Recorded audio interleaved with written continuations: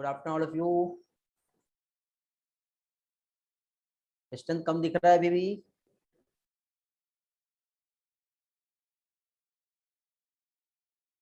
Good afternoon Chaitali, good afternoon Pradnya,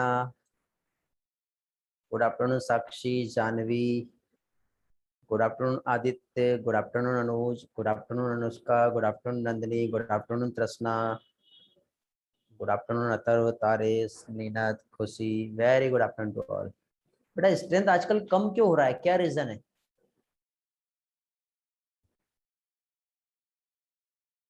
anybody tell me please quickly.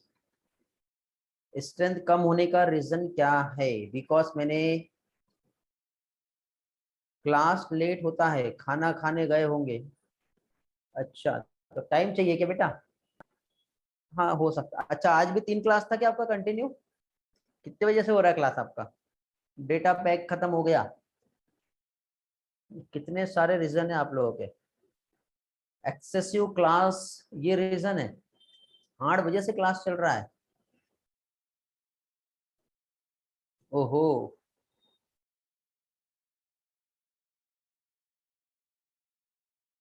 बहुत हेक्ट्रिक हो जाता होगा फिर तो आप लोगों को। अच्छा, कल टेस्ट है, एक ये भी रीजन है। ओहो, कितने सारे रीजन है ये।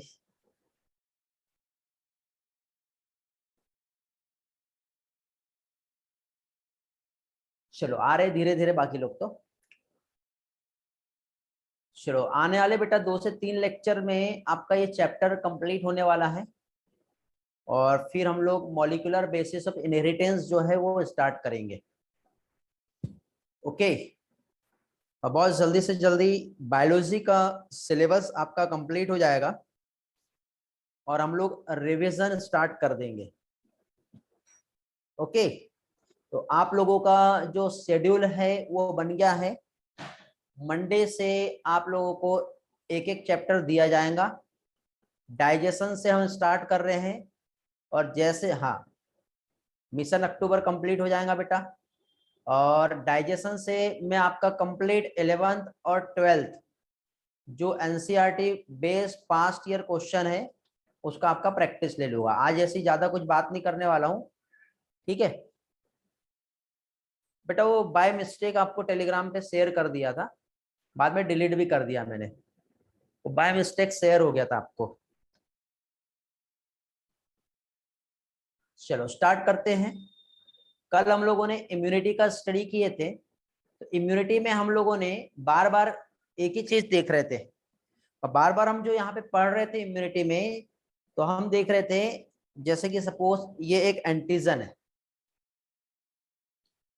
ये जो है ये एक एंटीजन है और ये आप हंसते खेलते आपकी एक दुनिया, आप एक पर्सन, यदि ये एंटीजन आपके बॉडी में आया तो आपकी बॉडी उसको ये तो नहीं बोलेगी ना आ बैल मुझे मार।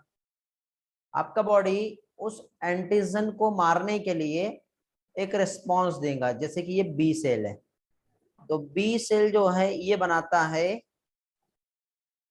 क्या चीज? एंटीबॉडी। ओके, क्या बनाता है ये बनाता है एंटीबॉडी। अब ये जो एंटीबॉडी बनाया ये क्या था? ये बैक्टीरिया था। अब ये जो बन गया ये एंटीबॉडी बना, तो इस बैक्टीरिया को हम क्या कहेंगे? एंटीजन। तो एंटीजन और एंटीबॉडी आपस में बाइंड करेंगे और अल्टीमेटली लास्ट में इसको मार दिया जाएगा। ऐसा होता है ना? तो अभी आज हम लोगों को यहाँ पे ये समझना है कि ये एंटीबॉडी क्या होती है, कितने टाइप की होती है और क्या क्या होता है, कितने टाइप्स, उसका स्ट्रक्चर क्या होता है, ये सारी चीजें in additional to NCERT extra 2 से लेकर के 20% तक के हम इस पोर्शन में जा रहे हैं। समझे? जितने लोगों से डाइजेस्ट होता है रख लो, डाइजेस्ट कर लो, नहीं होता है छोड़ दो बेटा, बिंदास छोड़ सकते हो। तो अभी यहाँ पर एंटीबॉडी का हम स्ट्रक्चर देखेंगे। तो आपको याद होगा लास्ट टाइम मैंने आपको एंटीबॉडी का स्ट्रक्चर समझाया था, ऐसा वाई के समान ऐसा स्ट्रक्चर होता है। जिसमें 2 हेवी चेन और 2 लाइट चेन यहाँ प्रेजेंट होती है। ये एक स्पेशल टाइप का प्रोटीन ही है, बट कैसा, ग्लूकोज प्लस प्रोटीन हो गया है। तो इसको हम क्या कहते हैं, ग्लाइकोप्रोटीन, जो हर एक टाइप के एंटीजन के लिए स्पेसिफिक होता है। कैसा होता है, स्पेसिफिक, जिसको हम इम्यूनोग्लोबुलिन्स के नाम से जानते हैं, जिसको हम आईजीएस के टर्म में रिप्रेजेंट भी करते हैं। अब इम्यूनोग्लोबुलिन्स के नाम से जान रहे हैं, आईजीएस के टर्म में रिप्रेजेंट कर रहे हैं, और ये किसी भी एंटीजन के अगेंस्ट में एक बहुत अच्छा रिस्पॉन्स देता है। ठीक है, एंटीबॉडी जो है हमारी जो प्लाज्मा सेल्स होती है वहां से प्रोड्यूस होती है। प्रोड्यूस होने के बाद बेटा पर सेकेंड सोचो कितना एंटीबॉडी बन रहा है। Very very important question for your NEET exam. 2000 molecule एक सेकेंड में बनते बेटा। इतना हाई प्रोडक्शन रेट होता है हमारे बॉडी का एंटीबॉडी प्रोड्यूस करने के लिए, क्योंकि बेटा ये इतने नहीं बनेंगे तो आप सोचो हर एक सेकेंड में मिलियन ऑफ बैक्टीरिया से आपका बॉडी टकराता है। अब मिलियन ऑफ बैक्टीरिया के साथ आपको फाइट करना है तो उसके लिए इतने मॉलिक्यूल सफिशिएंट है। तो एंटीबॉडी कितना प्रोड्यूस होता है ये आपको याद रखना है। अब एंटीबॉडी का हम स्ट्रक्चर हम देखें तो इसमें आपको मैंने लास्ट टाइम समझाया था कि 2 इसमें लाइट चेन होता है और 2 इसमें हैवी चेन होता है। तो 2 लाइट चेन और 2 हेवी चेन यदि हम देखें तो इस तरह से टोटल 4 पॉलीपेप्टाइड चेन से बना होता है। ये कितनी, 4 पॉलीपेप्टाइड चेन का बना होता है। तो यहां पे आप देखो तो यहां पर एंटीजन बाइंडिंग साइट होती है, जहां से एंटीजन बाइंड करता है। इसमें 2 रीजन होते हैं बेटा, अपर रीजन और लोअर रीजन। अपर रीजन और लोअर रीजन, अपर रीजन को हम वेरिएबल रीजन कहते हैं और लोअर पार्ट को कांस्टेंट रीजन कहते हैं। Variable region and constant region ऐसा हैवी चेन में भी रहेगा और लाइट चेन में भी। दोनों भी आपस में डाइसल्फाइड ब्रिज के थ्रू दोनों भी चेन आपस में एक दूसरे से इंटरकनेक्टेड होती है। इधर साइड का इसको हम एन टर्मिनल कहते हैं और इधर साइड के हम सी टर्मिनल कहते हैं। अभी एन और C because this is a polypeptide chain. और आपको मालूम है कोई प्रोटीन का जब स्ट्रक्चर फॉर्म होता है तो एक साइड उसका एन टर्मिनल और एक साइड सी टर्मिनल होता है। ये मैंने आप लोगों को प्रोटीन के स्ट्रक्चर में बायोमोलिक्यूल में पढ़ाया था, आपको याद होगा ये वाला पार्ट। तो ये आपको याद रखना है, ठीक है। तो इस तरह से एंटीबॉडी जो है ये वाई के समान मॉलिक्यूल होता है। उसके बाद यहाँ पे क्या समझाया मैंने कि इम्यूनोग्लोबुलिन्स मॉलिक्यूल 4 पॉलीपेप्टाइड चेन से बना होता है, जिसमें 2 हैवी चेन जिसको एच चेन और 2 लाइट चेन जिसको एल चेन कहते हैं, दोनों आपस में डाइसल्फाइड बॉन्ड से जुड़ा होता है। ओके, हर एक चेन में एंटीबॉडी में 2 डिस्टिंक्ट रीजन होते हैं, वेरिएबल और दूसरा कांस्टेंट। तो इस तरह से वेरिएबल रीजन और कांस्टेंट रीजन यहाँ होता है। वेरिएबल रीजन जो होता है वहां पे एंटीजन बाइंडिंग साइट होती है जिसको हम पैराटॉप कहते हैं। 2 टर्म आपको याद रखना है, एक होता है इपीटॉप और दूसरा होता है पैराटॉप। इपीटॉप एंड पैराटॉप दोनों भी याद रखोगे। तो इपीटॉप और पैराटॉप, पैराटॉप जो एंटीबॉडी के पास होगा, पैराटॉप जो एंटीबॉडी के पास एंटीजन बाइंडिंग साइट होती है उसे पैराटॉप कहते हैं। इपीटॉप जो एंटीजन के पास होता है और एंटीबॉडी बाइंडिंग साइट होती है उसे इपीटॉप कहते हैं। वेरी वेरी इंपॉर्टेंट, याद रखना है आपको इपीटॉप और पैराटॉप क्या होता है। फिर उसके बाद नेक्स्ट यदि हम आते हैं तो एंटीबॉडी का एक ऐसी जगह जहां पर, मतलब ये जो पैराटॉप जो होता है एंटीबॉडी की एक ऐसी जगह जहां पे वो क्या कर सकता है, एंटीजन के साथ बाइंड करता है। ठीक है, तो एंटीबॉडी के पास जो बाइंडिंग साइट होती है उससे हम कहते हैं। नीनद कह रहा है एक बार रिपीट करो। देखो बेटा,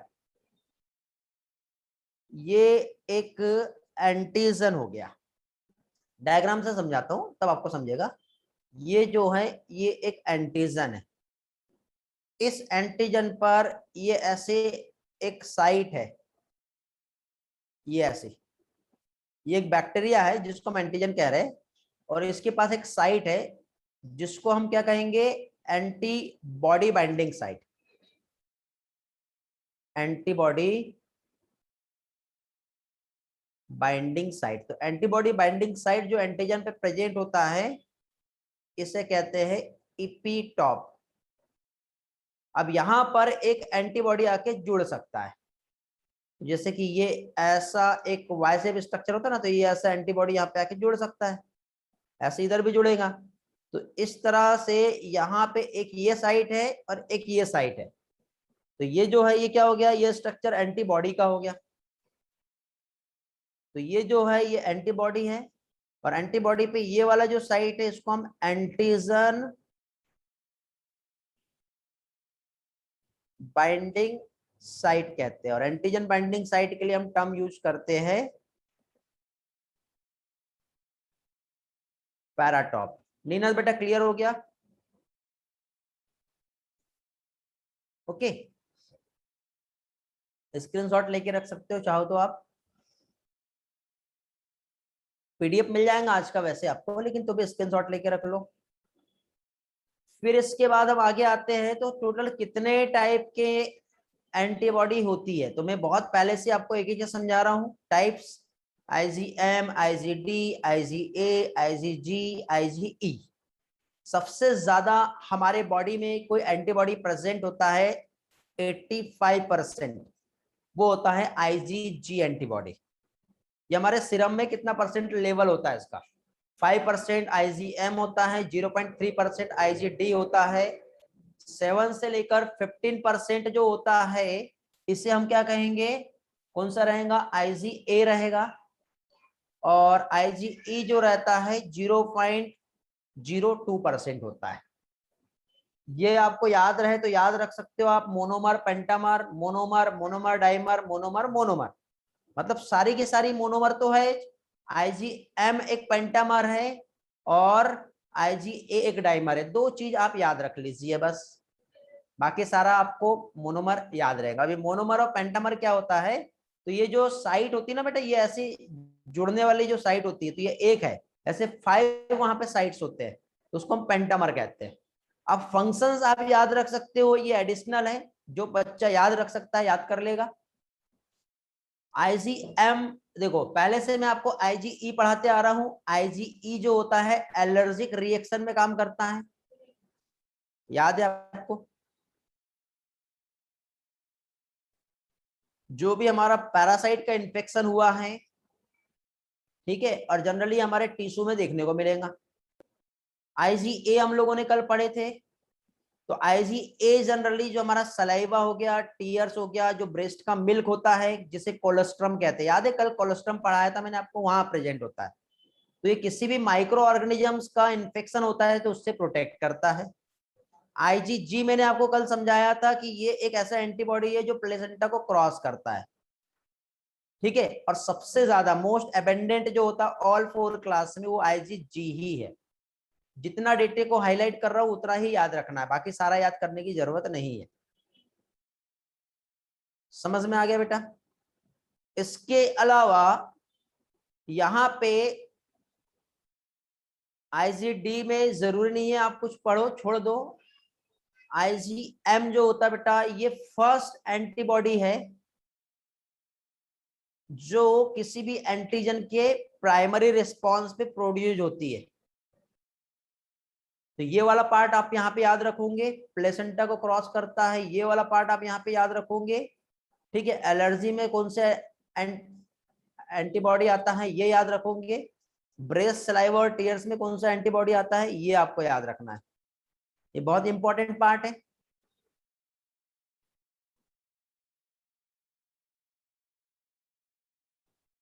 सिर्फ इतना ही आप लोग याद रखेंगे। आगे बढ़ते हैं, देखो एंटीबॉडी के टाइप्स हम देख रहे थे, IgM को पेंटामर क्यों कहा अभी आपको समझ में आ रहा होगा। ज्वाइनिंग सरफेस साइड जो है आपको यहाँ पे 5 दिख रही है, इसलिए इसको पेंटामर कहते हैं।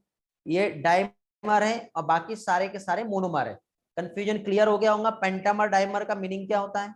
इसके पास दो तरफ से साइट है जुड़ने की, इसके पास 1 2 3 4 5 है, और यहाँ पे सिर्फ एक ही साइट है ये वाली। तो ये जो एंटीजन से बाइंडिंग साइट कितनी होती है उसके अकॉर्डिंग इसको क्लासिफाई किया जाता है। ओके, अब थोड़ा सा हम लोग यहाँ पर एनसीईआरटी पे भी जा सकते हैं चाहे तो, और एनसीईआरटी में भी हम देख सकते हैं फाइल ओपन नहीं हो रही है, चलो ठीक है। एनसीईआरटी में भी एंटीबॉडी के बारे में समझाया हुआ है। इसके बाद हम लोगों ने वैक्सीन पढ़े थे, ये वाला पार्ट मैंने एक दूसरे स्लाइड से आप लोगों को एक्सप्लेन कर चुका हूं। वैक्सीन होता क्या है, इसको हम एटेन्यूएटेड लाइव पैथोजन कहते हैं, मतलब वीकेंड पैथोजन। ओके, तो एक बैसिलस, देखो कैलमिटी गुरिन, बीसीजी का फुल फॉर्म है। कल एक बच्चा पूछा था, अभी आप यहां देख सकते हो। एमएमआर, ये भी एक वैक्सीन है, मम्स मिजल्स रूबेला के नाम पे होता है। एक ओपीवी होता है, oral polio vaccine, full form कभी कभी पूछा जा सकता है। ये वैक्सीन देखो, वैक्सीन का डोज हम बच्चे को दे रहे हैं, ठीक है। रिकॉम्बिनेंट डीएनए टेक्नोलॉजी की हेल्प से भी आज हम लोग वैक्सीन प्रोड्यूस कर रहे हैं। ओके, वैक्सीन जो है मींस ये एक इम्यूनाइजेशन प्रोग्राम है। जैसे हेपेटाइटिस बी वैक्सीन जो होता है इससे प्रोड्यूस करते हैं, पर्सन को देते हैं ताकि पर्सन में इम्यूनिटी डेवलप हो जाए, उस पैथोजन से रेजिस्ट हो जाए। वैक्सीन को क्लासिफाई किया गया है 3 ब्रॉड कैटेगरी में। एक आता है first generation vaccine, second generation vaccine और थर्ड जनरेशन वैक्सीन। ये वाला पार्ट आप याद रखोगे, वैक्सीन के 1 to 3 3 जनरेशन होती है। फर्स्ट जनरेशन वैक्सीन जो होता है बेटा, लाइव और वीकेंड या फिर किल्ड फॉर्म भी हो सकता है, ठीक है। जनरली किलर टी सेल और हेल्पर टी सेल के रिस्पॉन्स को जनरेट करता है। सेकंड जनरेशन वैक्सीन जो कि टॉक्साइड हो सकता है या रिकॉम्बिनेंट प्रोटीन भी हो सकता है, जो हेल्पर टी सेल के रिस्पॉन्स के बढ़ावा देता है। और थर्ड जनरेशन वैक्सीन जो है बेटा, ये जेनेटिकली इंजीनियरिंग डीएनए वैक्सीन होती है। अब ये कैसे प्रोड्यूस किया जाता है जेनेटिक इंजीनियरिंग डीएनए वैक्सीन, ये मैं आपको बायोटेक में पढ़ाऊंगा। ऑटो इम्यूनिटी हमने पढ़े थे, डेफिनेशन हम पढ़ चुके हैं। कुछ एग्जांपल्स जो है एडिशनल आप लोगों के लिए इंपॉर्टेंट है, वो हम देखेंगे। शैताली बेटा, आपको स्लाइड नहीं दिख रही है तो आप क्लास को रिज्वाइन करो, बाकी लोगों को दिख रहा है? हाँ, बाकी लोगों को दिख रहा है बेटा। तो ऑटो इम्यूनिटी मतलब जब हमारा बॉडी हमारे को हार्म करने लग जाता है, जैसे माइस्थेनिया ग्रेविस हमने पढ़े थे, आपको याद होगा। तो जब हमारा बॉडी हमें ही हार्म करता है तो उस टर्म को हम ऑटो इम्यूनिटी कहते हैं। ऑटो मतलब सेल्फ, तो हमारी बॉडी, हमारी एंटीबॉडी हमारी सेल्फ के अगेंस्ट में रिस्पॉन्स देना चालू कर देता है। हमारा इम्यून सिस्टम हमारी खुद की सेल्स के अगेंस्ट में काम करना चालू कर देता है, उसे ऑटो इम्यूनिटी कहते हैं। तो लिम्फोसाइट जो होता है बेटा, वो हमारा सेल्फ और नॉन सेल्फ की जो आइडेंटिटी होती है उसको नहीं पहचान पाता और हमारी बॉडी को डिस्ट्रॉय करना चालू कर देता है। ये कोई डिसीज है जो ऑटो इम्यून डिसऑर्डर है। ये लिस्ट है किस चीज का, ऑटो इम्यूनिटी का, जिसमें एक एग्जांपल आ रहा है जिसे हम कहते हैं माइस्थेनिया ग्रेविस। ये तो आप बहुत अच्छे से जानते हो माइस्थेनिया ग्रेविस क्या होता है। रिमेटेड एथराइटिस जो है ये भी ऑटो इम्यूनिटी है। क्रोनिक हेपेटाइटिस, हाशिमोटो डिसीज में बहुत पहले भी आपको ये नाम समझा चुका हूं। और एक multiple sclerosis. Okay, multiple sclerosis में जो माइलिन शीथ जो होता है हमारा न्यूरॉन का, ओके, वहां पे हमारा ही एंटीबॉडी उसको डिस्ट्रॉय कर देता है। हाशिमोटो डिसीज में तो जो थायराइड सेल्स है उसको आइडेंटिफाई नहीं करता और उसको डिस्ट्रॉय कर देता है। क्रोनिक हेपेटाइटिस में हमारा हेपेटोसाइट्स जो सेल होता है उसको डिस्ट्रॉय कर देता है। रिमेटेड एथराइटिस में हम पढ़े जो साइनोवियल मेम्ब्रेन होता है जॉइंट्स के बीच में जो होता है उसको आइडेंटिफाई नहीं करता और उसको डिस्ट्रॉय कर देता है। और स्केलेटल मसल्स जो होता है वहां पे कम्युनिकेशंस नहीं जा पाता, आपको याद होगा हम लोगों ने इसमें जब हमने पढ़े थे न्यूरोमस्कुलर जंक्शन जो होता है, ये इधर से न्यूरॉन आएंगे इस तरह से, इधर हमारा ऐसा सेल्स है और इसके पास यहाँ पे कुछ रिसेप्टर प्रेजेंट होते हैं इस तरह से। तो इधर से जब एसिटिल कोलिन रिलीज होता है तो ये रिसेप्टर पे बाइंड करता है, बट कभी कभी ऑटो एंटीबॉडी बन जाता है और ये ऑटो एंटीबॉडी इस रिसेप्टर पे जाके बाइंड करता है। तो जो हमारा एसिटिल कोलिन जो निकला वो एंटीबॉडी की वजह से इस रिसेप्टर पे आके बाइंड नहीं कर पाएगा। रिसेप्टर पे बाइंड नहीं किया तो जो आयन चैनल से ये ओपन नहीं होंगे, सोडियम आगे नहीं जाएगा, तो सिग्नल जो है आगे नहीं जा पाता, सिग्नल जो होता है यहीं पे क्या होता है, ब्लॉक हो जाता है। तो इस डिसीज को माइस्थेनिया ग्रेविस कहते हैं। तो अब सभी का मैकेनिज्म नहीं पढ़ा सकता, एक एग्जांपल से आप याद रख सकते हो क्या है। ठीक है बेटा, समझ में आ गया। बट ये कुछ एग्जांपल्स है जो एडिशनल 2 से 20% के डेटा में आते हैं, इसलिए अभी मैं आपको समझा रहा हूं। और ये वाला पार्ट हम लोग ऑलरेडी जो मेन लेक्चर था एनसीईआरटी बेस्ड वाला उसमें समझा चुका हूं मैं। ठीक है, बट उसमें जो भी एक्स्ट्रा के पॉइंट्स आप लोगों को समझाना था वो मैं आपको अभी यहाँ पे क्लियर करवा दे रहा हूँ। आई होप आपको समझ रहा होगा और आपके लिए ये जो लेक्चर है हेल्पफुल होगा काफी।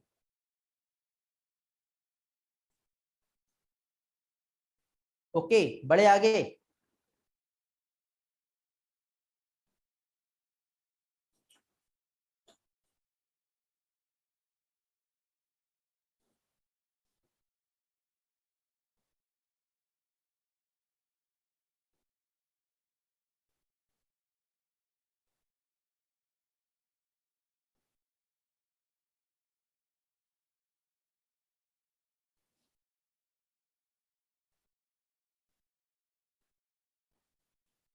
हाँ चलो बढ़ते आगे, रिस्पॉन्स आ गया आपका।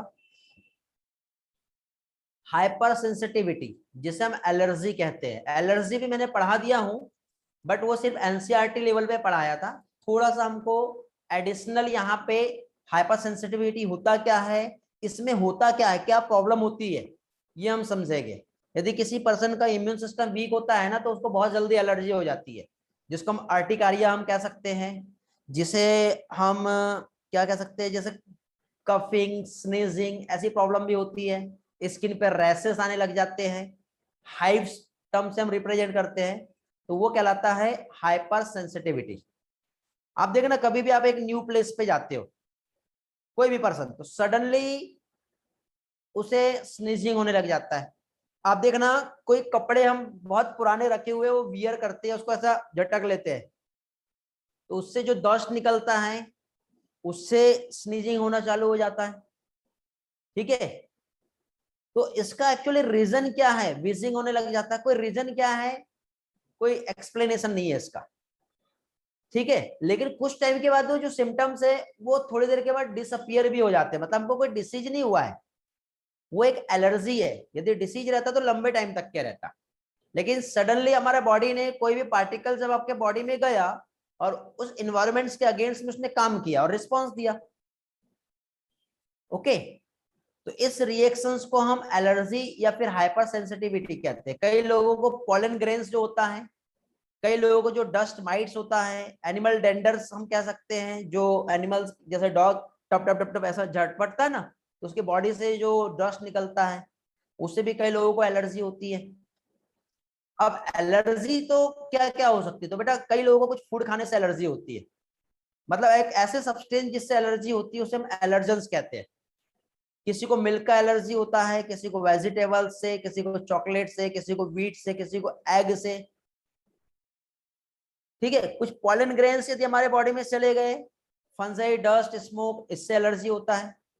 कुछ केमिकल्स या मेटल्स हैं, कुछ पैरासाइट्स हो सकते हैं, कुछ ड्रग्स, एंटीबायोटिक जैसे एस्प्रिन लेते हैं, कुछ फिजिकल एजेंट जैसे ठंडी गर्मी जो है, लाइट रेडिएशन, इसकी वजह से भी एलर्जी हो जाता है। तो ये कुछ एलर्जेंस है जिसकी वजह से एलर्जी कॉज होता है। ओके, मतलब क्या है, एक्सरेटेड रिस्पॉन्स जो है, मतलब हमारा बॉडी उसको पहचान नहीं रहा और उसको मारने के लिए पूरा उतावला हो गया है, पूरा जी जान से उसको मारने के लिए लग गया है। और जब मारने के लिए लगा तो उसने मास्ट सेल, उसने हिस्टामाइन, उसने सेरोटोनिन सब सिक्रेट कर दिया उस एंटीजन की प्रेजेंस में, जिससे हम क्या है, इसके लिए हम टर्म यूज करते हैं एलर्जी, और जिसकी वजह से हो रहा है उसे हम क्या कहते हैं, एलर्जेंस। और इसमें एक एंटीबॉडी प्रोड्यूस होती है एलर्जी के रिस्पॉन्स में, उस एंटीबॉडी को आईजीई एंटीबॉडी कहते हैं। ये भी इंपॉर्टेंट है बेटा, क्या कहते हैं इसे, आईजीई एंटीबॉडी। कुछ एग्जांपल्स आपके एनसीईआरटी ने मेंशन किया है, डस्ट, पॉलेंस, एनिमल डेंडर, ये याद रखना है। अब कुछ पिक्चर्स दिखाता हूं बेटा, जब एलर्जी हो जाए तो क्या होता है तब आपको समझ में आएगा कि एलर्जी क्या है। स्नीजिंग हो सकता है, वाटरी आईज हो सकता है, रनी नोज होता है, ब्रीथिंग में डिफिकल्टी होना चालू हो जाता है, कुछ केमिकल जैसे हिस्टामाइन या सेरोटोनिन जो होता है जो हमारी मास सेल से सिक्रेट होता है, तो उसकी वजह से भी ये प्रॉब्लम हो सकती है। ओके,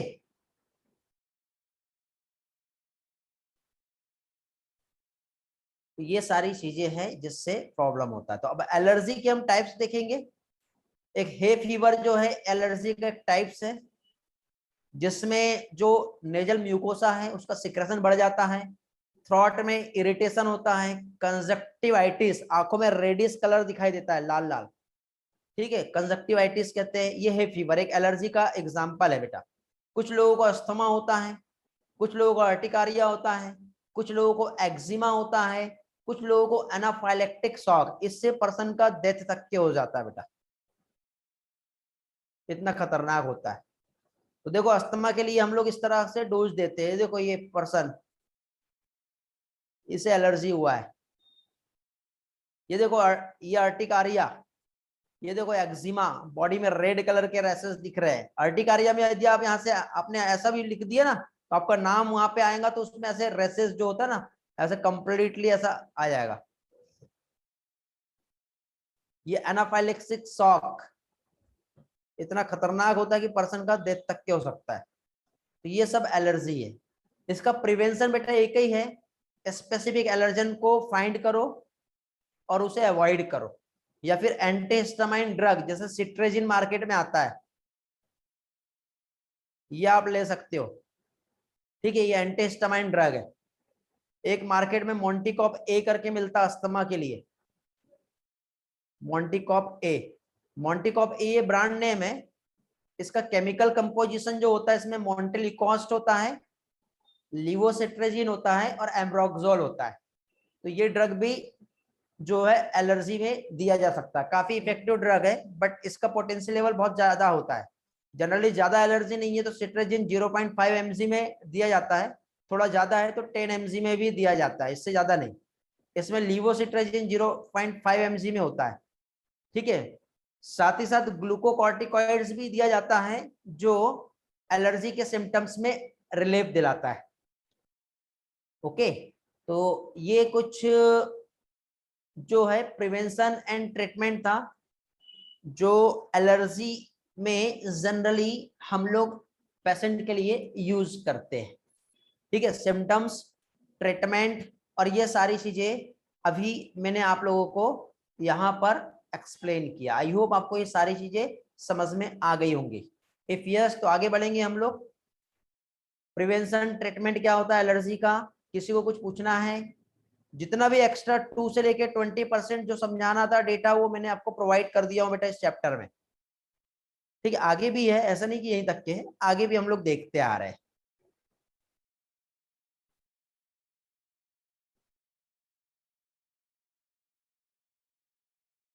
बढ़े आगे, ठीक। चलो एक और चीज आपके लिए, एक इंफॉर्मेशन, कितने लोग हैं अभी क्लास में? 40 स्टूडेंट है। इंफॉर्मेशन ये है कि कल आपका टेस्ट है क्या, पहले तो ये बताओ कल कौन से टॉपिक पे टेस्ट है आप लोगों का?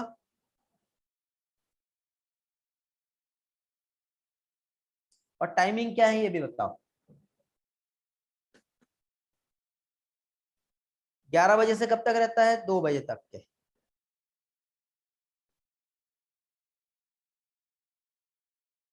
फिर उसके बाद आपका एनसीईआरटी एनालिसिस और डाउट डिस्कशन भी रहेगा, ठीक है। तो एक काम करते हैं, इफ यदि पॉसिबल हुआ, कल टाइम मिला तो आप लोगों का कल में 4 बजे, मतलब 3 बजे से 4 नहीं एग्जैक्ट, 3 बजे से 5 बजे के बीच में एक आप लोगों का डाउट सेशन जो है ये लेने वाला हूं। 5 बजे फिजिक्स का क्लास है ना, तो उसके पहले 3 से 5 के बीच में, अच्छा वो आपने बता दिए, तो फिर ये टाइम फिक्स रहेगा आपके लिए, 3 से 5 के बीच में एक डाउट सेशन रहेगा। और ये डाउट सेशन कौन सा? ये उन लोगों के लिए है जिन लोगों ने एनसीईआरटी एनालिसिस किए थे, पास जो भी टेस्ट हुआ था उसका, और एनालिसिस करने के बाद, हाँ, और जिन लोगों ने 2021 पेपर जो है उसका एनालिसिस किए थे एनालिसिस के बाद जिन भी बच्चों को डाउट है उन लोगों ने मुझे टेलीग्राम पे टेक्स्ट किए थे, तो उन लोगों को एक लिंक प्रोवाइड किया जाएगा और उस लिंक की हेल्प से आप लोग जो है क्लास ज्वाइन कर सकते हो और अपने डाउट पूछ सकते हो। यदि कोई बच्चा इस डाउट डिस्कशन में ज्वाइन करना चाहता है तो अगेन आप एक मैसेज कर देंगे, आपके जिसके भी जो डाउट है उनको वो डाउट क्लियर करवा दिया जाएगा। हाँ, एक काम करो, अगेन आप एक टेक्स्ट करके छोड़ दो, माय डाउट करके लिख के भेज दो, माय डाउट। जिसका भी ये मिलेगा मुझे उसको मैं लिंक शेयर कर दूंगा। ओके। हाँ, अब देखो पिछले बार के टेस्ट एनालिसिस का जो लिंक है मैंने पोस्ट नहीं किया है, ठीक है। वो इसलिए पोस्ट तो हुआ था बट प्रॉब्लम ये आया था कि आपका वो वाला गूगल क्लासरूम में प्रॉब्लम आ रही थी, ठीक है। तो अभी बेटा आप देखिए आपको मेल आ गया होगा, नहीं आया होगा तो मैं यहाँ से भी आपको मेल पहुंचा दे रहा हूँ, वो भी क्लास के टाइम पे ही मेल पहुंचा देता हूँ, ठीक है। एक बार कंफर्म कर लो मेल आ रहा है क्या आप लोगों को, क्योंकि बाद में फिर प्रॉब्लम आती है हमें, ठीक है। नहीं, दोनों एक साथ नहीं, आप अभी पास्ट जितना भी जो एनालिसिस रिपोर्ट है जो आप पोस्ट नहीं कर पाए हो वो अभी पोस्ट कर दो अगेन। डेमो का आया है ना, हाँ ठीक है। तो अभी आपको ये वाली लिंक में प्रोवाइड करा देता हूँ, अभी ही लाइव क्लास में ही प्रोवाइड करा देता हूँ, आप लोग एक बार चेक कर लो, आपको कंफर्मेशन हो जाएगा आ रहा है या नहीं आ रहा है।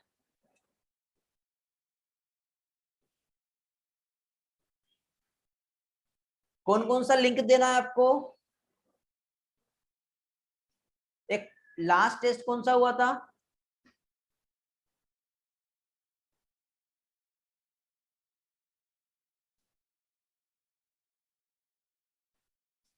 चैप्टर के नाम बताओ। लास्ट टेस्ट कौन से इस पर हुआ था आपका?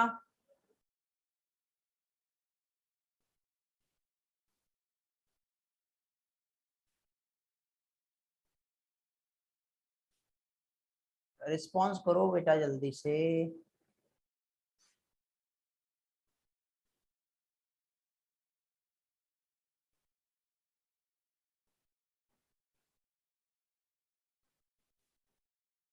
लिविंग वर्ड बायोलॉजिकल क्लासिफिकेशन यही वाला था क्या?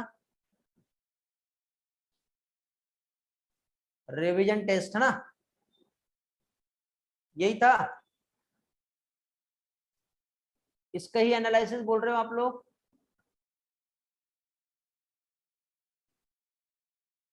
चलो ओके गुड।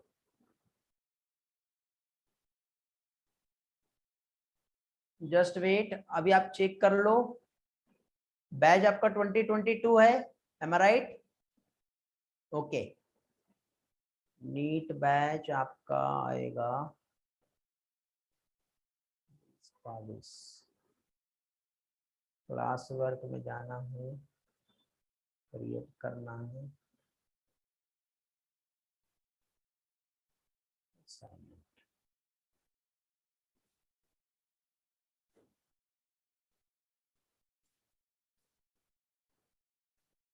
ये रिवीजन टेस्ट पेपर कौन से नंबर का था? फर्स्ट था, सेकंड था, थर्ड था?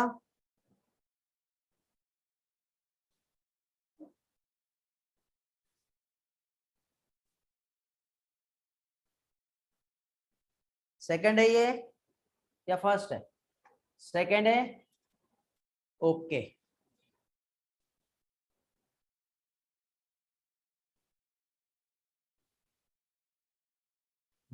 चेक करो मेल आया क्या?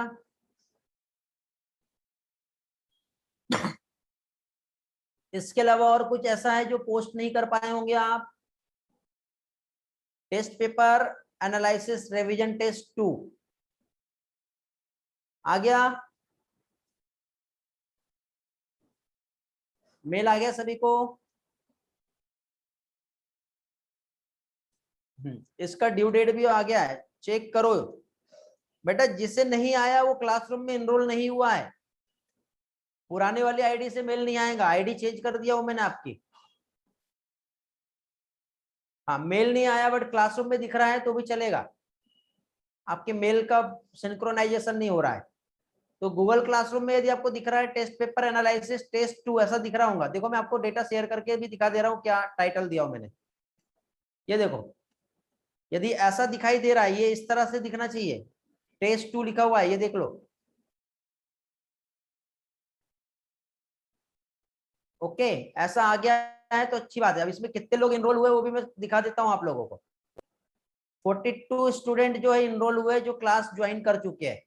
देख लो बेटा, इसमें आपका नाम आ रहा है या नहीं आ रहा है, चेक कर लो, आपका नाम आ रहा है इसमें, देख लो। अब ऐसा कौन पर्सन है जिसका नाम नहीं आ रहा, देख लो, क्योंकि बहुत से स्टूडेंट अभी क्लास ज्वाइन नहीं किए। ऐसा कोई पर्सन है जिसका नाम नहीं आया? रिया का नहीं आया शायद, हैंड रेज हुआ था रिया का। बेटा कल की लिंक पे जाके ज्वाइन कर लेना, आप यहाँ इनरोल हो जाओगे अपने। सानिया आपको भी ज्वाइन करना है, कल लिंक शेयर किया था मैंने, आज मैं अगेन शेयर कर दूंगा, डोंट वरी, टेंशन ना लो, ठीक है। अगेन मैं आपको लिंक शेयर कर दूंगा, क्लासरूम में इनरोल हो जाना, ज्वाइन हो जाना। यहाँ पे आज आपका ये वर्क पहले वाला ही सबमिट हो जाना चाहिए, test paper analysis revision test 2। फिर कल कौन सा टेस्ट है, कल कौन से टॉपिक पर है बेटा टेस्ट?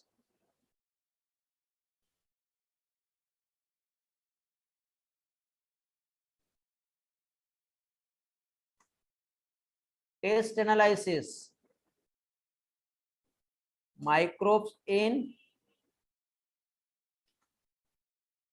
ह्यूमन एंड क्या है, एनहांसमेंट इन फूड। मैं शॉर्ट फॉर्म में लिख रहा हूं बेटा यहाँ पे, ठीक है। माइक्रोब्स इन ह्यूमन वेलफेयर हो गया, और एनहांसमेंट इन फूड प्रोडक्शन हो गया। तो ये भी आपको असाइन कर दिया गया है आज ही। तो कल आप लोग इस टेस्ट पेपर का एनालिसिस भी कंप्लीट कर लोगे, समझ गए। तो ये भी बेटा अभी देखो 42 स्टूडेंट को इनरोल कर दिया गया है। इसका लिंक जो है ये कॉपी करके मैं आपको पेस्ट कर दे रहा हूं। जो बच्चा ज्वाइन नहीं हुआ है, ये लिंक मैंने फॉरवर्ड किया हूं, देख लो, यहाँ पे जाके ज्वाइन हो जाओ। अभी आया क्या आपको, चैट में भेजा मैंने, मिला क्या?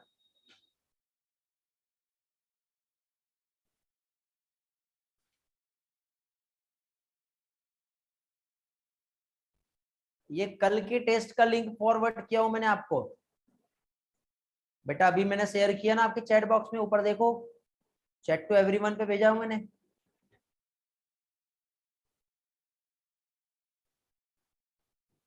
आया क्या?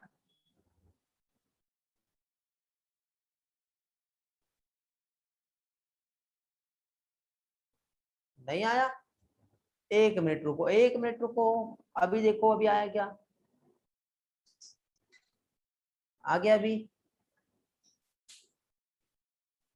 हाँ, तो इस पे क्लिक करके क्लासरूम में ज्वाइन हो जाओ और देख लो ज्वाइन हो रहा है कि नहीं। नहीं तो कई लोग बाद में प्रॉब्लम करते हैं कि सर मेरा नहीं हो रहा है। चेक कर लो, फिर आगे हम कंटिन्यू करेंगे आज।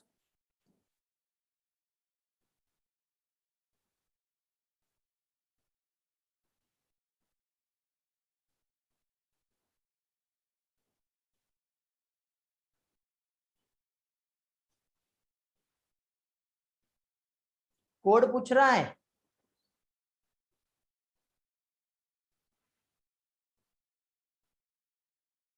जो लोग ज्वाइन नहीं हुए थे उनको कोड पूछ रहा हूँ। ये लो बेटा, ये कोड है, कॉपी करके पेस्ट कर दो, मैं फॉरवर्ड कर दे रहा हूँ, या देख के नोट कर लो।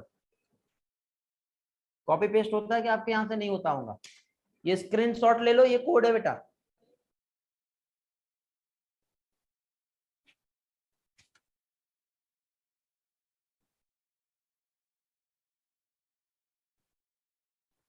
L6KT2WW हो गया। अब फिर से ये चीज नहीं बताऊंगा मैं आपको। चलो अभी जितने लोग क्लास में हैं उतने लोगों को तो होना चाहिए, समझना चाहिए। आगे बढ़ते हैं। अब हम इम्यून सिस्टम पढ़ेंगे। इम्यून सिस्टम जो हमारे बॉडी का है, जिसमें हम लिम्फॉइड ऑर्गन जो है वो हम पढ़ेंगे। तो ह्यूमन इम्यून सिस्टम जो है जनरली इसमें जो कंसिस्ट किया है लिम्फॉइड ऑर्गन, लिम्फॉइड टिश्यू आता है, कुछ सेल्स आते हैं, कुछ सॉल्युबल मॉलिक्यूल जैसे कि एंटीबॉडी, ये भी आता है। अब इसके बाद ये जो लिम्फॉइड मॉलिक्यूल्स यदि हम देखें तो जनरली हर इसमें हम देखें तो इम्यून सिस्टम एक यूनिक सेंस होता है, मतलब एक पर्टिकुलर टाइप के पैथोजन को पकड़ के पहचान के उसको क्या करता है, मार देता है। तो उसको सबसे पहले क्या करेगा, रिकॉग्नाइज करेगा, उस पर वो रिस्पॉन्ड करेगा, और उसको आगे फिर से आता है तो वो याद भी रखेगा, रिमेंबर करके रखेगा कि यही है जो पिछले बार आया था और इसने मुझे हार्म किया था। तो इस तरह से हमारा जो इम्यून सिस्टम जो है ये क्या करता है, काम करता है। समझ गए। अब ये जो इम्यून सिस्टम जो काम कर रहा है, तो ह्यूमन इम्यून सिस्टम एक इंपॉर्टेंट रोल किसमें, हमारा allergic reaction, auto immune disease और ऑर्गन ट्रांसप्लांटेशन, इसमें भी काम करता है। ओके। अब ये सब क्या होते हैं ये ऑलरेडी मैं पढ़ा चुका हूं, इसलिए मैं ज्यादा डिटेल में नहीं समझा रहा, इस पिक्चर से समझो क्या होता है। ठीक है, देखो रेड बोन मेरो बेटा ये हमारे इम्यून सिस्टम का पार्ट है, जो बी लिम्फोसाइट टी लिम्फोसाइट का प्रोडक्शन कर रहा है। हमारा जो लिम्फेटिक वेसल्स होता है, जहां पे लिम्फोइड ऑर्गन प्रेजेंट होते हैं, हमारे लिम्फोसाइट प्रेजेंट होता है। स्प्लीन जो है ये हमारा इम्यून सिस्टम में आता है। थाइमस ग्लैंड जो कि थाइमोसिन सिक्रेट करता है, इसको हम training school of T lymphocyte भी हम कहते हैं, training school of T lymphocyte, क्योंकि टी सेल्स यहीं पे मैच्योर होता है। लिम्फ नोड हम लोग पढ़ चुके हैं, तो लिम्फ नोड भी जो है ये एक लिम्फॉइड ऑर्गन का टाइप्स है। टॉन्सिल्स जो होता है, पेयर पैचेस जो होते हैं जो हमारे इंटेस्टाइन में देखने को मिलेंगे, ये सारे के सारे क्या है, लिम्फॉइड ऑर्गन है। तो देखो टॉन्सिल जो हमारे थ्रोट में रहेंगे, जब आप कुछ भी खाते हो ना और कुछ बैक्टीरिया यदि रहा, उसको यही पकड़ के मार देता हो, हमारे बॉडी में आगे पास होने नहीं देता है। समझे। थाइमस, बोन मेरो, स्प्लीन, दिख रहा है बेटा आपको, लिम्फ नोड, ये सारे के सारे जो है क्या है, लिम्फॉइड ऑर्गन है।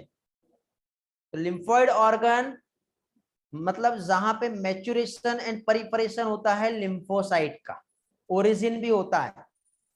प्राइमरी लिम्फोइड ऑर्गन में बोन मेरो और थाइमस आता है, और बाकी सारे जितने रहेंगे वो सेकेंडरी लिम्फोइड ऑर्गन होते हैं। ठीक है।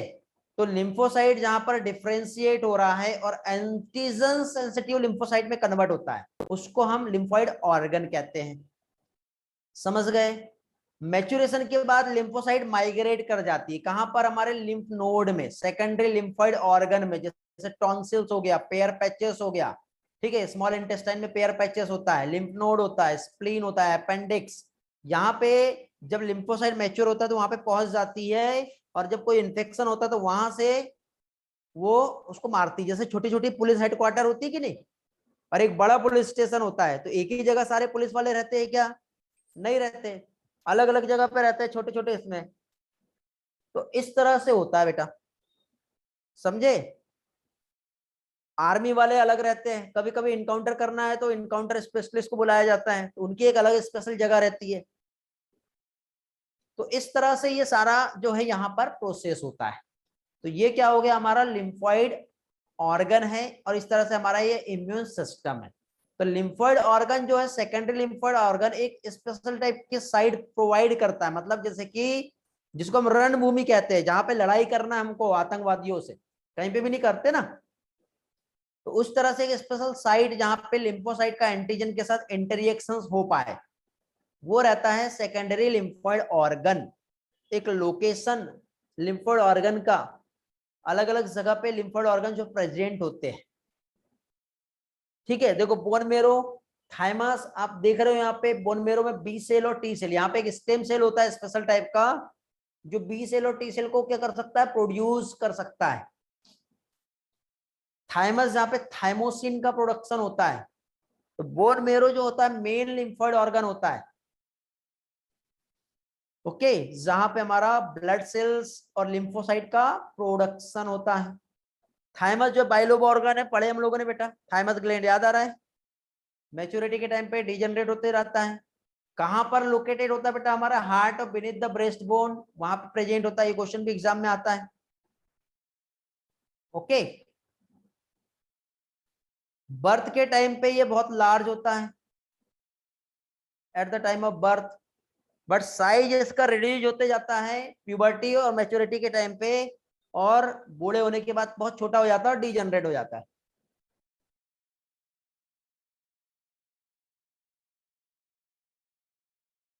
क्या करता है ये, एक हार्मोन सीक्रेट करता है जिसका नाम क्या है, थाइमोसिन। और थाइमोसिन का काम क्या है, बी सेल और टी सेल को, स्पेशली टी सेल के मैच्योरेशन में इन्वॉल्व होता है। बोन मेरो और थाइमस जो है बेटा, ये माइक्रो एनवायरनमेंट प्रोवाइड करते हैं जहां पे टी लिम्फोसाइट का डेवलपमेंट और मैच्योरेशन दोनों हो जाए, ओके। स्प्लीन एक लार्ज बीन शेप ऑर्गन है जहां पे लिम्फोसाइट और फैगोसाइट्स दोनों प्रेजेंट होता है, ठीक है। जो ब्लड बोन माइक्रो ऑर्गेनिजम्स जो होते हैं उसको फिल्टर करना है हमें, तो कहां पर फिल्टर होगा, हमारे स्प्लीन में ही होगा। स्प्लीन बेटा एक हमारा आरबीसी का रिजर्वायर भी होता है, स्टोर होता है यहाँ पे, इसलिए से ब्लड बैंक भी कहते हैं, याद रखना। स्प्लीन को क्या कहते हैं, ब्लड बैंक कहते हैं।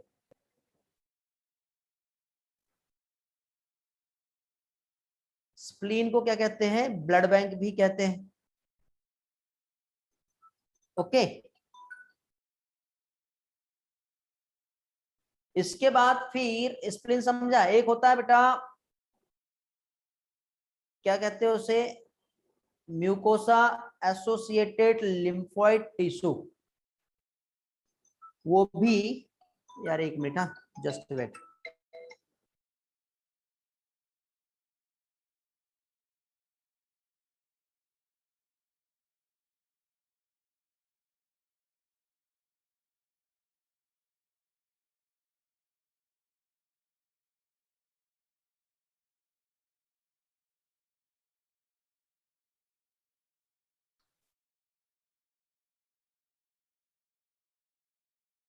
ओके,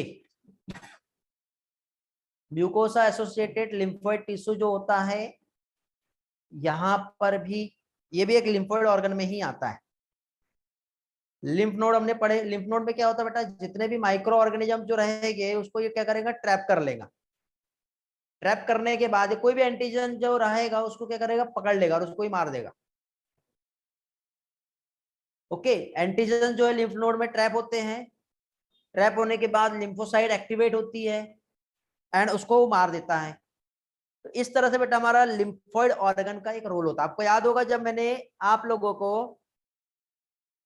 सर्कुलेशन पढ़ाया था, वहां पे कहा था कि लिम्फेटिक सिस्टम को थोड़ा सा हम एक्स्ट्रा पढ़ेंगे। लिम्फेटिक सिस्टम में primary lymphoid organ, bone marrow, secondary lymphoid organ, ठीक है, और उसके टाइप्स, वो सारी चीजें हम लोग डिटेल में जानेंगे। आपको याद होगा जब मैंने सर्कुलेशन पढ़ाया था तब कहा था, याद है।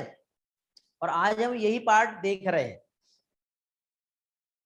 एनसीईआरटी में बहुत ज्यादा डिटेल नहीं दिया है, बट इंपॉर्टेंट है इसलिए मैं पढ़ा रहा हूं आपको। अब देखो लिम्फोइड टिश्यू और कहां-कहां प्रेजेंट होते हैं, तो हमारा respiratory system, digestive system, urinogenital system, इसलिए हम इसे क्या कहते हैं, malt, mucosa associated lymphoid tissue.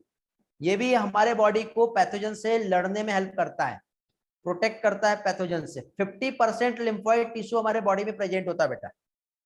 हमारे बॉडी का टोटल कितना, 50% लिम्फोइड टिश्यू जो है वो प्रेजेंट होता है,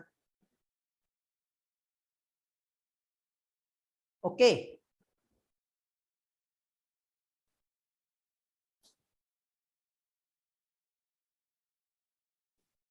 फिर ह्यूमन डिसीज तो हम लोग पढ़ चुके हैं बेटा, कंजेनिटल डिसीज क्या होता है और एक्वायर्ड डिसीज क्या होता है। एक ऐसा कंडीशन जिसमें हमारे बॉडी के वन और मोर फंक्शन डिस्टर्ब हो जाते हैं।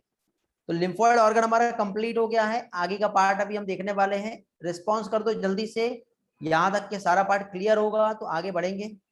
किसी को कुछ पूछना है तो आप पूछ सकते हो।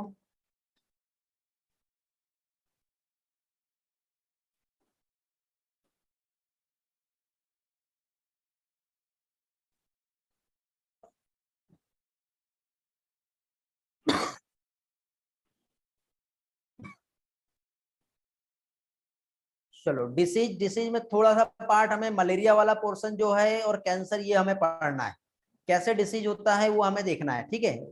ये भी थोड़ा सा रिवीजन रहेगा और थोड़ा सा एक्स्ट्रा का पार्ट रहेगा। सभी के पार्ट सारा कुछ क्लियर है, रिस्पॉन्स आया है बेटा? चलो वेरी गुड।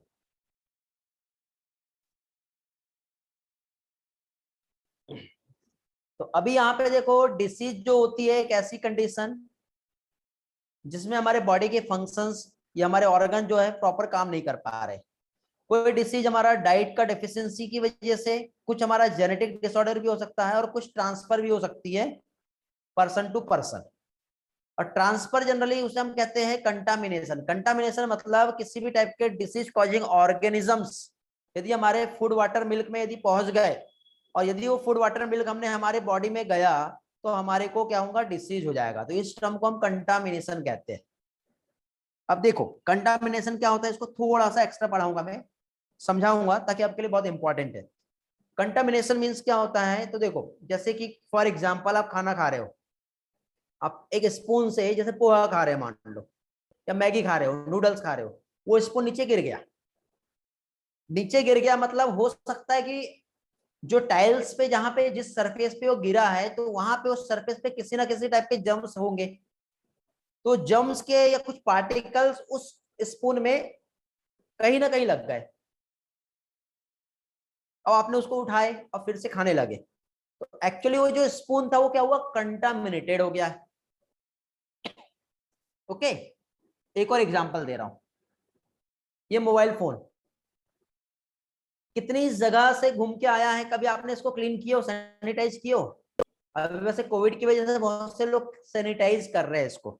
एक्चुअली सबसे ज्यादा कंटामिनेटेड आपका मोबाइल फोन ही होता है। अब आप खाना खा रहे हो, डिनर या लंच कर रहे हो, आपको कॉल आया और कॉल पे आपने बात कर लिया। बात करने के बाद वापस आप क्या करोगे, फोन को रखोगे और फिर खाना खाना चालू कर दोगे। कई लोगों का ऐसा हैबिट होता है। बेटा ये फोन कंटामिनेटेड था, इसकी वजह से आपका हैंड कंटामिनेट हो गया। जो जम्स इधर थे वो सारे के सारे जम्स आपके इधर पहुंच गए।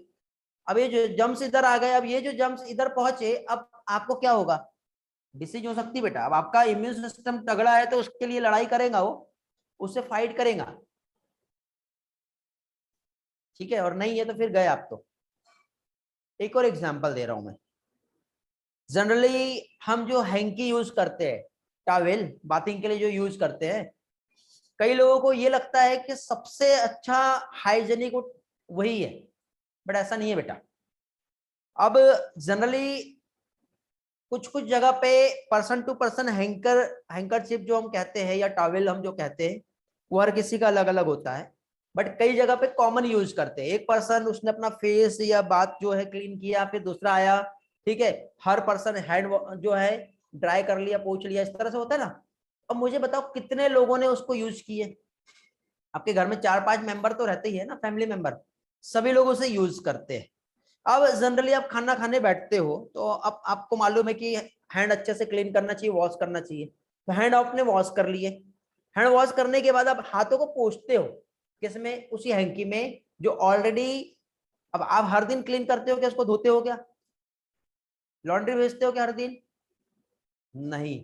बट बेटा उसमें मॉइस्चर्स रहता है, नमी रहती है, तो सोचो कितने जम्स उसमें ग्रो कर जाते होंगे।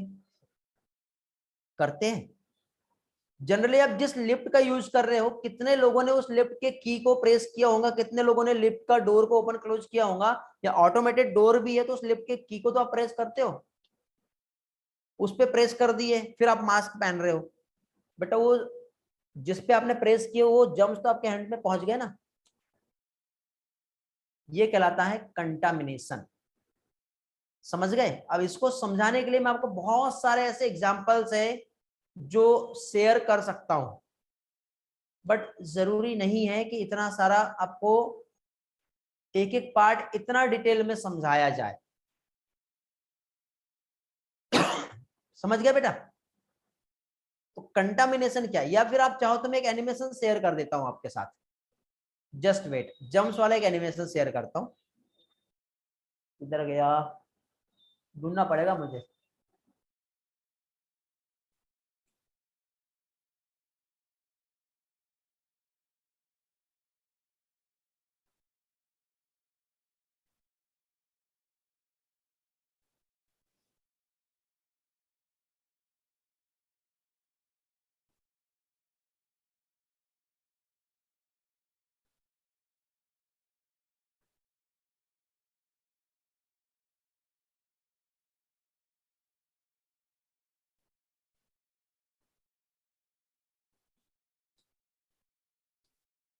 बेटा आपका जब क्लास स्टार्ट हुआ था उस टाइम पे भी मैंने आपको ये एनिमेशन दिखाया था।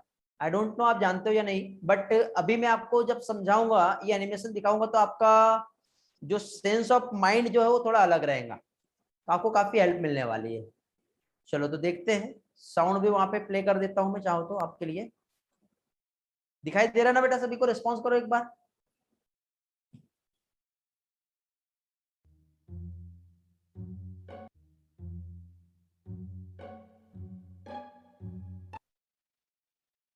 ओके, ये एक पर्सन जो कि टॉयलेट में जा रहा है, कोविड से डरा हुआ है, हाथों को बचाते हुए जा रहा है कि कहीं पे भी बिल्कुल टच किए तो हर जगह जम्स है। ओके,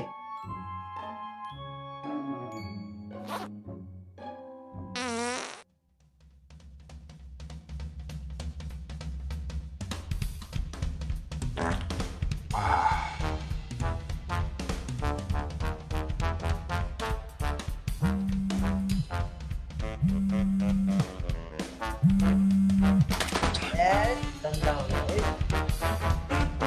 लड़के लोग कोने में की। ओके, कितने जम्स रहे होंगे यहाँ उसको फोन में। क्या वो फोन को धोएगा क्या अब? धोएगा ना? फोन कंटामिनेटेड हो गया बेटा उसका। यहाँ पे भी तो बहुत जम्स रहे होंगे, सारे के सारे जम्स। सैनिटाइजर लाया है, नहीं लाया है?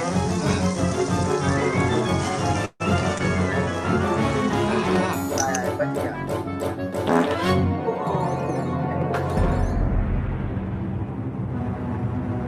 अब बेटा मुझे ये बताओ, आपको ये लगता है कि आप जो सैनिटाइजर यूज कर रहे हो वो बहुत अच्छा है?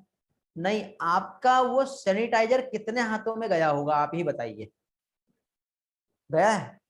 या फिर उस सैनिटाइजर का जो आउटर जो बाउंड्री उसको तो आपने क्लीन किए नहीं हो, आप हाथों को क्लीन करके उसी डब्बे को जब आप पकड़ रहे हो तो बेटा उस डब्बे पे भी तो जर्म्स होगे ना, क्योंकि आप डब्बे को निकाल के या उस बॉटल को उस पैकेट को निकाल के आप आपके हाथों पे रखते हो और सैनिटाइज करते हो, फिर उसी सैनिटाइजर के डब्बे को लेकर के आप आपके पॉकेट में रख लेते हो, तो फिर से आपकी कंडीशन तो वैसी की वैसी बन गई।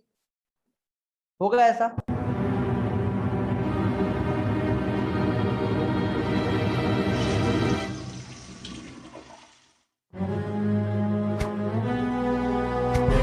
जब पर्सन ने जहां पे टच किया उसने उस जगह को भी कंटामिनेटेड कर दिया, आपके घर के डोर का जो डोर नॉब है वो हो गया। अब वो पर्सन निकलेगा कैसे बताओ? इतनी डरी हुई लाइफ हो गई बेटा आज की, बट ये रियल है और ऐसे जम्स फैलते हैं। क्या करे बताओ?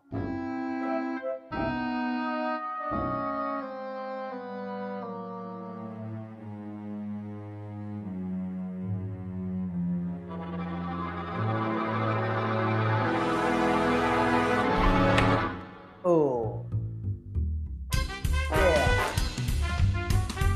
दिन हो गया, हाथ बच गए उसके।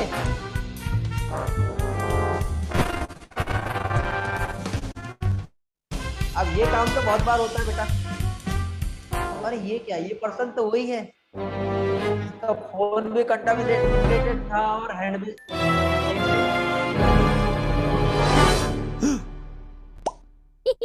कितना बचोगे बताओ आप? बच सकते हो? हर जगह जम्स है, अब सोचो कितना प्रिकॉशंस लेंगे हम।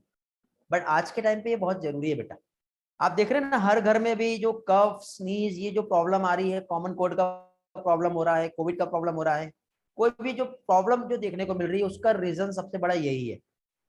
अब मैं आपको कंटामिनेशन के ऊपर इतने सारे एग्जांपल्स दे सकता हूं, ठीक है, बट आप समझदार हो और समझदार को इशारा काफी होता है ना। तो बढ़ते फिर आगे, फिर कंटामिनेशन समझ में आ गया? रिस्पॉन्स कर दो, एनिमेशन दिखा ना सभी को? कैसे बीमारी फैलती है ये तो आपको समझ में आ गया है। तो ये चीज हम देख रहे हैं बेटा, कंटामिनेशन और ट्रांसमिशन ऑफ डिसीज। एक एक पार्ट में विजुअलाइज कराते हुए आपको पढ़ा रहा हूँ, इसलिए मैंने क्या है एनसीईआरटी वाला पार्ट पहले कंप्लीट करा दिया था, क्योंकि मुझे मालूम है कि इसमें एक्स्ट्रा कुछ पढ़ाऊंगा तो अब जिसको नहीं पढ़ना मत पढ़े ना यार। देखो आज ऑटोमेटिक स्ट्रेंथ अभी कम दिख रहा है मुझे, तो उन लोगों का अभी बेटा बहुत सारा लॉस हो रहा है जो लोग क्लास में नहीं है, क्योंकि बेटा कंटेंट तभी समझेगा जब आप अच्छे से अटेंड करोगे सारी चीजें, और तभी आपके एमसीक्यू भी सही रहेंगे। तो डिसीज का ट्रांसमिशन डायरेक्ट ट्रांसमिशन हो सकता है बेटा, sick person cough and sneeze transmit हो जाएगा पर्सन टू पर्सन, ठीक है, अफेक्टेड पर्सन से हेल्दी पर्सन में पहुंच गया। इनडायरेक्ट भी हो सकता है, इनडायरेक्ट में कुछ वेक्टर्स जो है वो आते हैं। चलो देखते हैं डायरेक्ट ट्रांसमिशन में क्या क्या हो रहा है।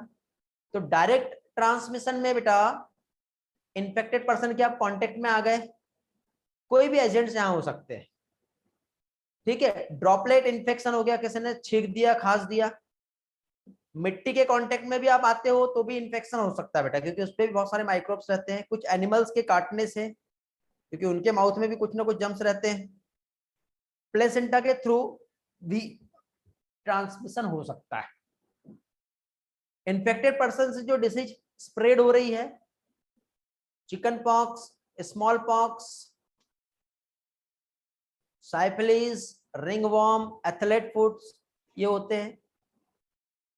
स्नीजिंग कफिंग की वजह से जो होता है TB, pneumonia, cold, influenza, measles, whooping cough, ये आता है। ये सारे डायरेक्ट ट्रांसमिशन में आते हैं बेटा, ये ड्रॉपलेट इन्फेक्शन है, समझ गए। इनडायरेक्ट ट्रांस ये, अब कई लोग खर्रा खाते हैं ना बेटा, स्मोकिंग करते हैं, उनसे भी होता है। अब उनने स्मोक किए, वो धुआं तो उनके बॉडी में गया ना, जब बाहर निकलता है वो हमारे पास आता है। ऐसा कहते हैं ना कि यूज वाटर जो होता है, झूठा पानी नहीं पीना चाहिए, बट किसी पर्सन ने स्मोक किया, सोचो उसका स्मोकिंग का जो धुआं है वो तो झूठा हो गया ना, वो उसके नोज और बॉडी से निकल और आपके पास आ गया, उसको तो आप रोक भी नहीं सकते। बट ये चीज उन लोगों को नहीं समझ में आती। इनडायरेक्ट ट्रांसमिशन जो है, इसमें कुछ वेक्टर बॉर्न डिसीज आती है, एयरबॉर्न डिसीज आती है, ह्यूमन भी उसका कैरियर होता है, ठीक है। मक्खी, कॉकरोच, ये सारी चीजें रहती है, ठीक है। टूथब्रश, टॉयज, ये भी आते हैं बेटा। पेशेंट का टॉवेल, क्लॉथ, ये भी आता है, ये कंटामिनेटेड आर्टिकल्स है। पेन, पेंसिल, मोबाइल फोन, कोई भी गैजेट्स, आपका इलेक्ट्रॉनिक गैजेट्स वगैरह जो आप यूज कर,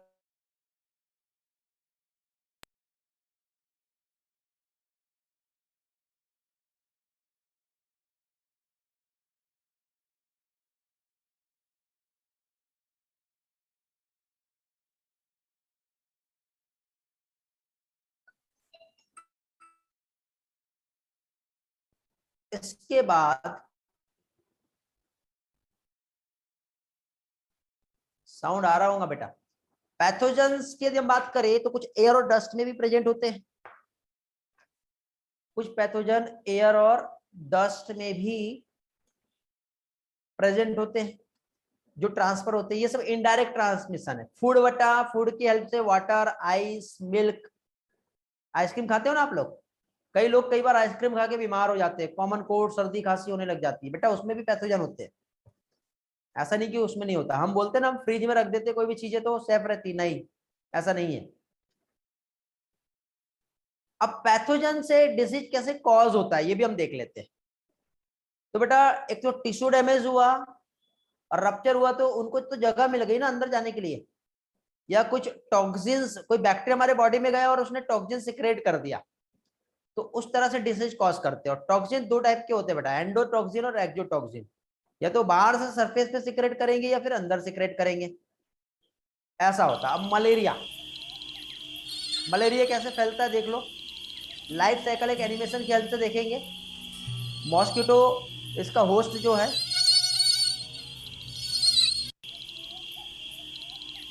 देख ले, हेलो, दो होस्ट रहता है मॉस्किटो के लिए।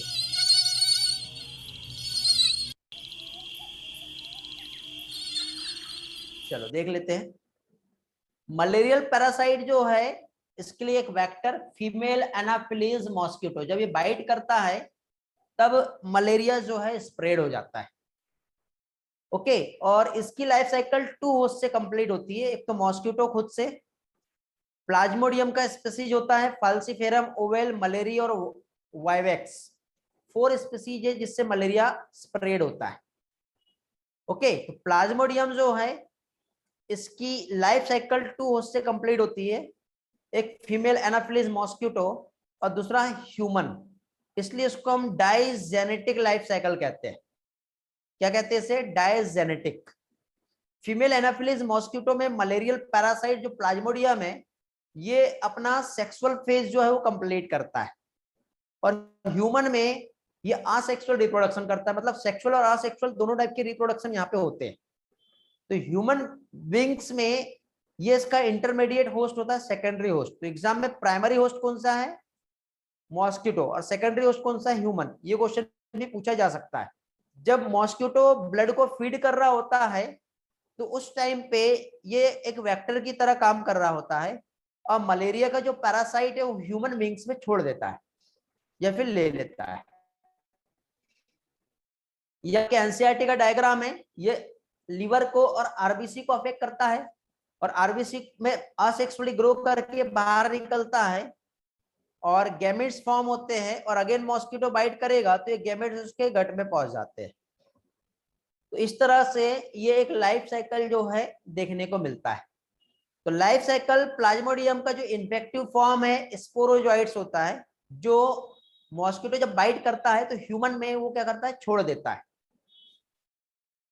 ओके, उसके सलाइवा से हमारे ब्लड में प्लाज्मोडियम जो है स्पोरोजॉइट्स के फॉर्म में हमारे बॉडी में आ गया। आने के बाद जैसे आया 1000 ऑफ स्पोरोजॉइट्स जैसे रिलीज हुए ब्लड में, मल्टीप्लाई करता है और हमारे ब्लड सर्कुलेशन की हेल्प से हमारे लीवर तक के पहुंच जाता है। लीवर में असेक्सुअली ग्रो करता है, लीवर सेल को रप्चर करता है और फिर आरबीसी को अफेक्ट करना चालू करता है।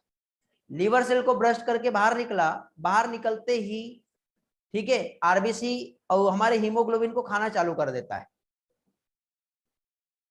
ओके, और वहां पे इसकी जो स्टेज है उसको हम ट्रोफोजॉइट्स कहते हैं।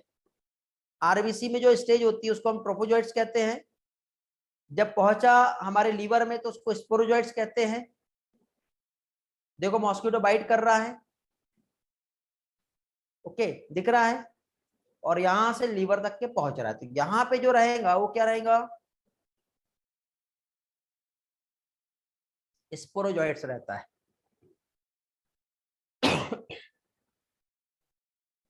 फिर इसके बाद पैरासाइट हीमोग्लोबिन को जब ब्रेक करता है हीम और ग्लोबिन में, तो ग्लोबिन एक प्रोटीन पार्ट होता है, उसको क्या करता है? ये यूटिलाइज कर लेता है। और हीम जो होता है आयरन कंटेनिंग पार्ट होता है, ठीक है, जो डिपॉजिट होता है in the form of hemozoin granules in RBCs. Then उसके बाद ये स्टेज जिसको क्या है? सफर डॉट स्टेज कहते हैं। याद रख सकते हो तो रखना, नहीं तो भूल जाना। देन उसके बाद सक्सेसफुल फीडिंग करेगा पैरासाइट, देन रिप्रोड्यूस करता है यहां पर असेक्सुअली। लार्ज नंबर ऑफ मीरोजॉइट्स, मतलब जब डेवलपमेंट हुआ तो उसको हम मीरोजॉइट्स कहेंगे। ठीक है, इसको हम लोटस फ्लावर के समान देखने को मिलता है, इसलिए इसे रोजेस स्टेज भी कहते हैं। ग्रो कर रहा है ना। देन आरबीसी को ब्रश करता है मीरोजॉइट्स और हमारे ब्लड में फिर रिलीज हो जाएगा। रिलीज होकर दूसरी आरबीसी को खाएगा और मॉस्किटो बाइट करेगा तो उसके पास पहुंच जाएगा। तो लीवर में आया, देखो कैसे यहाँ पे ग्रोथ हो रहा है, ध्यान से देखेंगे कैसे रप्चर कर रहा है, कैसे मल्टीप्लाई कर रहा है और कैसे बाहर आ रहा है। तो ये मीरोजॉइट्स बने। यहां से स्प्रेड होकर दूसरे आरबीसी के पास पहुंचा, आरबीसी को रप्चर किया इसने, वहां पे पहले मल्टीप्लाई करेगा, मल्टीप्लाई करने के बाद इस तरह से रिंग लाइक स्ट्रिंग बनती है जिसे ट्रोफोजॉइट्स कहते हैं। ऐसा स्प्रेड होता है। अगेन बेटा रिपीट कर रहा हूं, देख लो कैसे प्रोसेस हो रही है।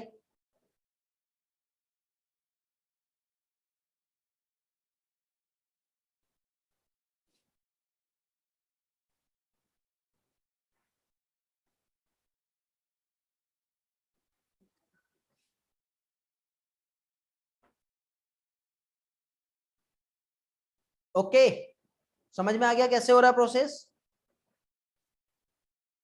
देन लाइफ साइकिल मलेरिया का ह्यूमंस में कैसे होता है वो अभी हम देख रहे हैं। तो उसमें हमको समझ में आ गया कि आरबीसी को जब ब्रस्ट करेगा तो फीवर और कुछ डिफरेंट टाइप के सिम्टम्स देखने को मिलते हैं।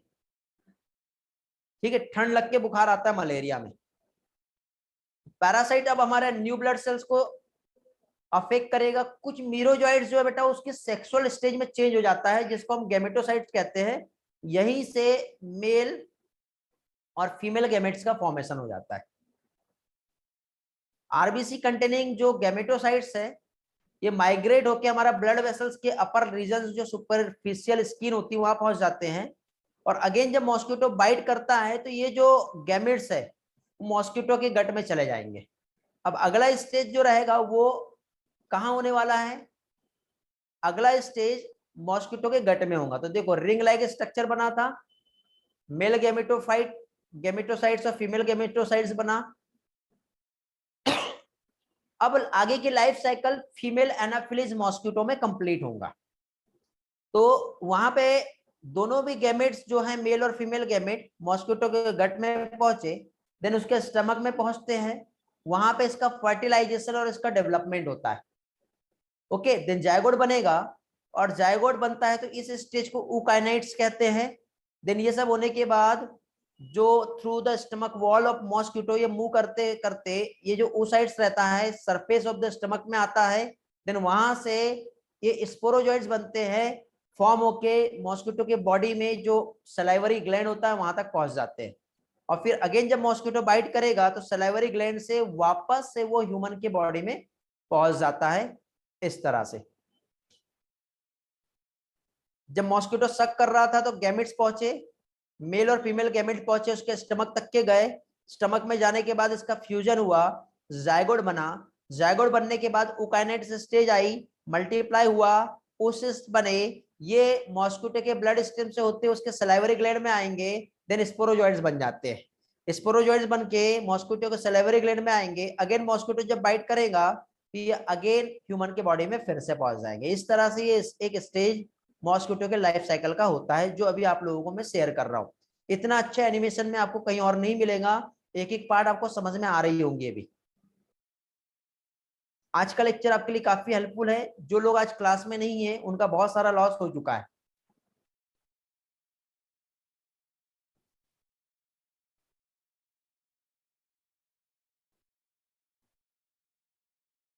हाँ, ये रिसाइकल जैसे ही प्रोसेस है बेटा।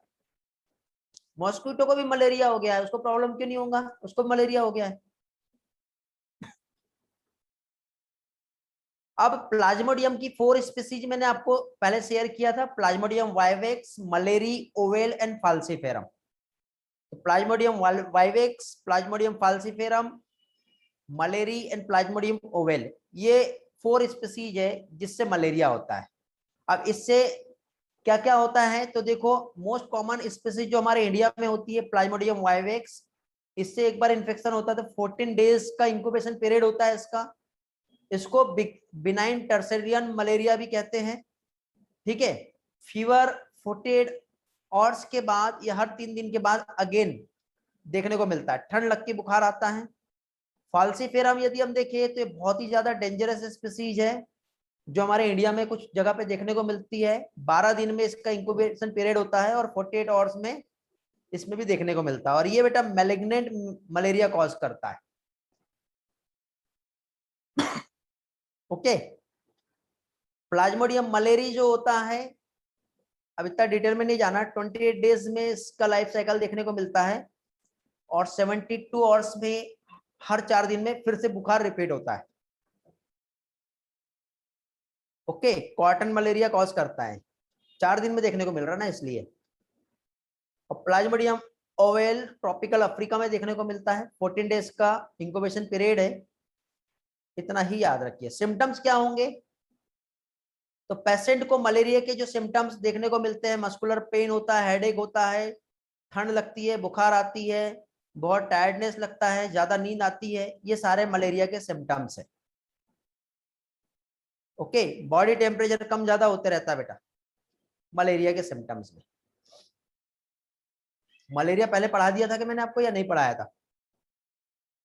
नहीं पढ़ाया होगा तो डिटेल में मैंने अभी यहाँ पे मलेरिया आपको एक्सप्लेन किया हूँ। इसके पहले हुआ है क्या? नहीं हुआ है। बाकी साल्मोनेला टाइफाइड वगैरह तो पढ़ा दिया होना मैंने इसके पहले, बाकी सारी डिसीज तो हो गई है। मजा आ गया? ओके।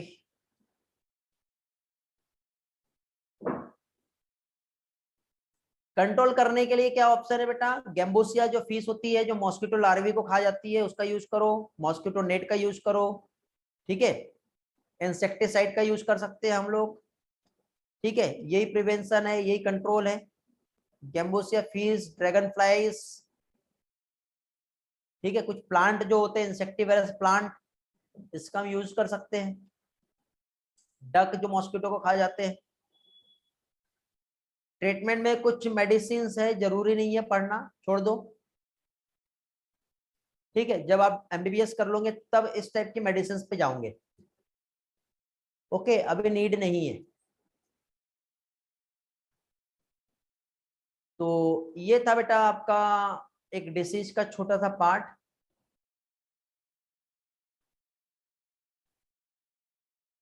जो आज मैंने कंप्लीट किया। अब किसी के कुछ डाउट है आज जो मैंने पढ़ाया हूं उससे रिलेटेड तो पूछ सकते हो। गूगल क्लासरूम के कुछ क्वेरीज है या पहले के कुछ डाउट है उससे रिलेटेड, कुछ शेड्यूल के बारे में बात करना है तो ये आप मुझसे पूछ सकते हो। और एक और चीज, अभी जितने भी लोग क्लास में अवेलेबल है, मैं ये मान के चल रहा हूँ कि जितने भी लोग क्लास में अभी अवेलेबल है वो रेगुलर है, अपना सारा टास्क और असाइनमेंट कंप्लीट करते हैं, इसलिए आज आप अभी की क्लास में अवेलेबल हो। ठीक है, तो बेटा आज उन लोगों को एक टेक्स्ट करना है मुझे जो स्टूडेंट जिनको मैंने की नोट्स बनाने के लिए कहा था उनके बन गए हैं। आज वो लोग मुझे टेक्स्ट करके इन्फॉर्म करेंगे कि सर हमारा की नोट्स बन गया है। 1 पेज नोट्स जो है जिन लोगों का बन गया है वो लोग मुझे टेक्स्ट करेंगे आज। जिनका लास्ट टाइम में हमको कैसे रिवीजन करना है उसकी प्रिपरेशन हो चुकी है वो लोग मुझे टेक्स्ट करेंगे। आई होप अभी यहाँ पे टेक्स्ट नहीं करना है। कहाँ पे टेक्स्ट करोगे आप लोग? आप लोग बेटा मुझे व्हाट्सएप पे टेक्स्ट करेंगे, क्योंकि टेलीग्राम पे कचरा हो जाएगा नहीं तो, क्योंकि टेलीग्राम पे कुछ अलग टाइप के टेक्स्ट करने के लिए कहा है मैंने। तो आप लोग मुझे व्हाट्सएप पे अभी ही क्लास के बाद, ठीक है, आपका परफॉर्मेंस अप टू डेट है, ये की नोट्स बनाए हैं, जैसे मैंने इंस्ट्रक्शन दिए उसके हिसाब से आपका पढ़ाई चल रहा है, थोड़ा बहुत ट्रबल भी हो रहा है तो उसके लिए मैं आपसे बातें करूंगा।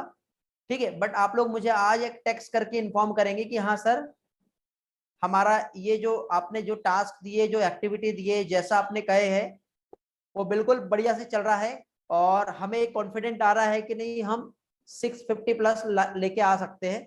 ऐसे आप चाहो तो प्राइवेट कमेंट्स जो है ऐसा लिख के टेक्स्ट कर सकते हो, और कुछ नहीं लिखना चाहते हो तो ये वर्क कंप्लीट है ऐसा भी लिख के आप कमेंट कर सकते हो अभी व्हाट्सएप पे मुझे। बाकी मुझे आइडिया है कितने बच्चे कर रहे हैं कितना नहीं कर रहे, बट मैं ये चाहता हूँ कि जो कर रहा है सही में वो एक बार अपने तरफ से भी एक्सप्रेस करे, क्योंकि देखो जो पीटीएम हुई थी उसमें सभी के साथ मैं नहीं मिल पाया हूँ, बट कुछ बच्चों के साथ मिल पाया हूँ। आगे आने वाले टाइम में फिर से पीटीएम होंगी तो उसमें मैं जिन लोगों से नहीं मिल पाया उनसे मिलूंगा, बट उसके पहले आप मुझे अपना एक रिस्पॉन्स परफॉर्मेंस मुझे शेयर करो। आज हो जाएगा?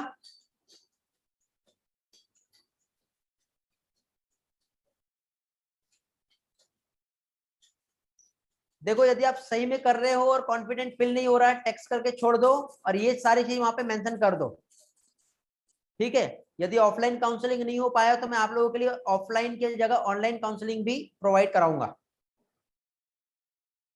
पर्सनल बात करेंगे ना बेटा उस चीज पे, हम बात करेंगे कैसे 650 प्लस लेके आ सकते हैं।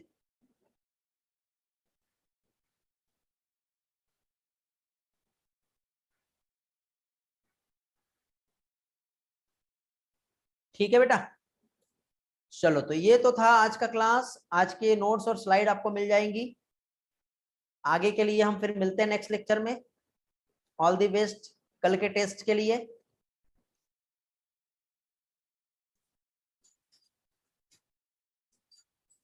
Thank you, bye bye, have a great day.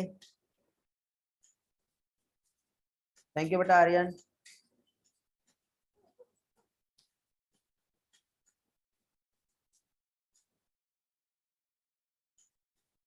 Okay